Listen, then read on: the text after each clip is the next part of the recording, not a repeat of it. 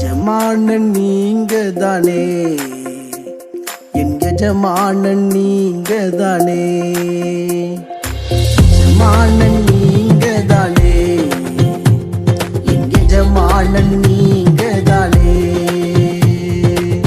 உன் கரத்தையே நோக்கிடுவேன் என்னை என்றும். ஆண்டவரும் உலக இரட்சகருமாயிருக்கிற இயேசுவின் நாமத்தினாலே காலை மன்னா நேராகிய உங்களை இந்த நாளிலும் சந்திப்பதிலே அடிமை மிக்க மகிழ்ச்சி அடைகிறேன். ஆண்டவர் சொல்லியபடியே அவர் உங்களை என்னையும் 1000 மடங்கு ஆசீர்வதித்து நம்மை உயர்த்துவாராக. ஆமேன். கர்த்தருக்கு ஸ்தோத்திரம். இந்த 2185வது காலை மன்னா நிகழ்ச்சிக்கு உங்களை அழைத்து செல்ல விரும்புகிறேன். அதற்கு முன்பதாக நாம் மிக முக்கியமான காரியத்திற்காக ஜெபிக்க வேண்டும். அது எதற்கென்று பார்க்கும்போது, நாம் சார்ந்திருக்கிறதான திருச்சபைக்காக ஒவ்வொரு நாளும் ஜெபிக்க வேண்டும். அப்பொழுதுதான் 1000 மடங்கு ஆசீர்வாதம்.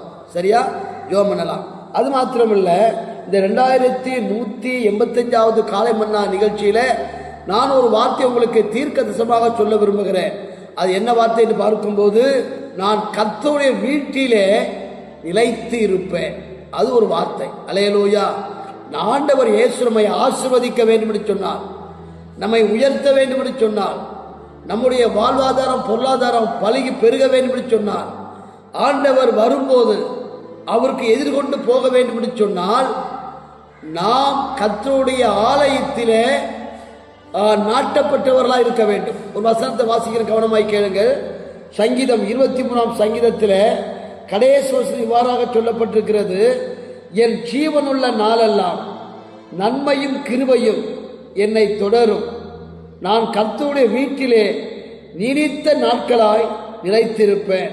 நான் சொல்லுகிற வசனம் என்ன பார்க்கும்போது, நான் கர்த்தருடைய வீட்டிலே நிலைத்திருப்பேன். அதான் ஒரு ஒரு ஒரு வார்த்தை. அல்லேலூயா. அப்போ ஆண்டவர் சொல்றாரு, நான் உங்களை ஆசீர்வதிக்கணும் அப்படின்னா நாம் எல்லாரும் கர்த்தர் நமக்கு தந்த திருச்சபையில நாம் நீடித்த நாட்களாய் நிலைத்திருக்க வேண்டும். அப்பொழுதுதான் உங்களை என்ன உண்டாகும் தெரியுமா? சொல்லப்பட்டிருக்கு, சோத்திரம், என் ஜீவனுள்ள நாளெல்லாம் நன்மையும் கிருபையும் என்னை தொடர்ந்து வரும். எந்த மனிதன் அவனுடைய ஜீவனுள்ள நாளெல்லாம் தேவனுடைய ஆலயத்திலே தங்கி இருக்கிறானோ அவனுக்கு நன்மையும் கிருபையும் தொடர்ந்து வரும். அல்லேலூயா. அப்போ நம்ம ஒவ்வொரு காலை மன்னா செய்தியை கேட்கிற நீங்கள் நானும் தேவன் நமக்கு கொடுத்த திருச்சபைக்காக அதிகமாய் பாரப்பட்டு ஜெபிக்கணும். அந்த திருச்சபையில நீடித்த நாட்களாய், அதாவது பூரண ஆயுஷ் வர வரைக்கும், நம்முடைய மரணகாலம் வரைக்கும் நம்முடைய சபைக்காக ஜெபிக்கணும். சபையிலேயே தங்கி இருக்க வேண்டும். அல்லேலூயா. அதான் சொல்லப்பட்டிருக்கு, என் ஜீவனுள்ள நாளெல்லாம், நல்லா புரிஞ்சு கொள்ளுங்க, என் ஜீவனுள்ள நாளெல்லாம் நன்மையும் கிருபையும் என்னை தொடரும், நான் கர்த்தருடைய வீட்டிலே நீடித்த நாட்களாய் நிலைத்திருப்பேன். ஆண்டவருடைய நன்மையும் கிருபையும் ஆண்டவருடைய ஆசீர்வாதங்கள் நம்ம ஜீவனுள்ள நாளெல்லாம் தொடர்ந்து வரணும் அப்படின்னா, அப்பா நமக்கு தந்த திருச்சபையிலே வாழ்நாட்கள் முழுதும் நீடித்திருக்க வேண்டும். அல்லேலூயா. அதனால தான் சங்கீதக்காரன் சொல்லுகிறார், என்ன சொல்றாருன்னா, கர்த்தருடைய ஆலயத்திலே நாட்டப்பட்டவர்கள் எங்கள் தேவனுடைய பிரகாரங்களிலே செழித்திருப்பார்கள். அப்போ ஆண்டவர் நமக்கு தந்த திருச்சபைக்காக அதிகமான பாரப்பட்டு ஜெபிக்கணும். அதே வேளையில கர்த்தர் நமக்கு தந்த திருச்சபையில நாம் நாட்டப்பட வேண்டும். அல்லேலூயா. நம்ம சபைக்கு வரலாம் போகலாம், அது ஒரு பக்கம் இருக்கிறது. எந்த குடும்பங்கள், எந்த விசுவாச குடும்பம், எந்த மனிதன் திருச்சபையிலேயே அந்த திருச்சபை சட்ட திட்டத்துக்கு கீழ்ப்படிந்து, ஒழுங்குக்கு கீழ்ப்படிந்து அந்த சபையிலே நாட்டப்படுகிறானோ அவனுக்குத்தான் நன்மையும் கிருபையும் வரும். அவன்தான் கர்த்தருடைய வீட்டிலே நீடித்த நாட்களாய் நிலைத்து இருப்பான் என்பது. நீங்க எப்படி இருக்கீங்க சொல்லுங்க. நேற்று நீங்க சபைக்கு போனீங்களா? காலை மன்னா செய்தி கேட்கிற நீங்க நேற்று கர்த்தர் உங்களுக்கு கொண்டு சபைக்கு போனீங்களா? போனீங்கன்னா உங்களுக்கு நன்மையும் கிருபையும் உங்களை தேடி வரும். ஒருவேளை காலை மன்னா செய்தியை கேட்க நீங்க எந்த சபைக்கும் இதுவரைக்கும் போகல அப்படின்னா, உங்க வீட்டு பக்கத்து எது உள்ள ஆவிக்குரிய சபை இருக்குதா? சபைக்குள்ள போங்க. அல்லேலூயா. சபைக்கு போனவங்க போக வேண்டாம், சபைக்கு போகாதவங்க. அல்லேலூயா. உங்களுக்கு வாழ்நாள் முழுதும் நன்மையும் கிருபையும் நன்மைகள் வரணுமா, செல்வம் வரணுமா, ஆசீர்வாதம் வரணுமா, தயவு உங்களுக்கு வேண்டுமா, நீங்க என்ன சொன்னீங்க?